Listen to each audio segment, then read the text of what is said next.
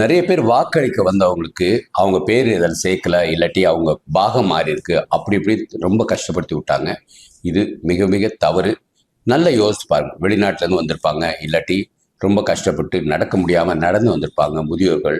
இல்லை அங்கேயே எப்பயும் வாக்களிக்கிறவங்க ஒரு 3 மணி போல் ஒரு டைம் எடுத்துகிட்டு வந்திருப்பாங்க. வந்துட்டு அதில் பார்க்கும்போது அவங்க பேர் என்ன எவ்வளோ கஷ்டமாக இருக்கும். உண்மையாகவே நான் வந்து தமிழனா, இல்லை நான் வந்து இந்தியனா அப்படிங்கிற ஒரு குற்ற உணர்வோடு இருக்கும். அந்த மாதிரி நிறைய பேருக்கு நடந்திருக்கேன். ஒரு பூத்துக்கு 3லேருந்து 5 பேருக்காக நடந்திருக்கு. இது மிக தவறு.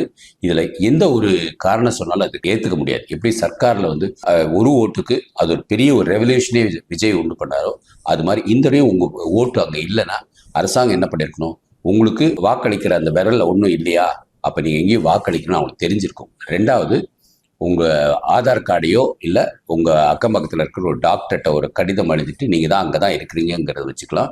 ப்ளஸ் ரேஷன் கார்டை கூட வச்சுருக்கலாம். ஸோ இதை வச்சு நீங்கள் வந்து வாக்களிக்கிறதுக்கு உள்ள பர்மிஷன் கொடுத்துருக்கணும்.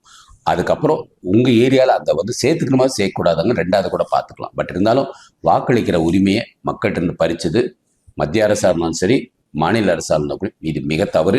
இது மாதிரி உள்ள சூழல் நடக்காமல் பார்த்துக்கணும். எனக்கு இந்த மாதிரி ஒரு வாக்கு அளிக்கிற பொறுப்பு இது கொடுக்கல, நான் போய் அங்கே போய் என் பேர் இல்லை எப்படின்னா, எப்படி விஜய் ஒரு பெரிய போராட்டத்தையே பண்ணாரோ அந்த அளவுக்கு நானும் பண்ணியிருப்பேன். அதுதான் உண்மையான ஜனநாயகம். வாழ்க பாரதம், வளர்க தமிழ், ஒளிரட்டு தமிழகம்.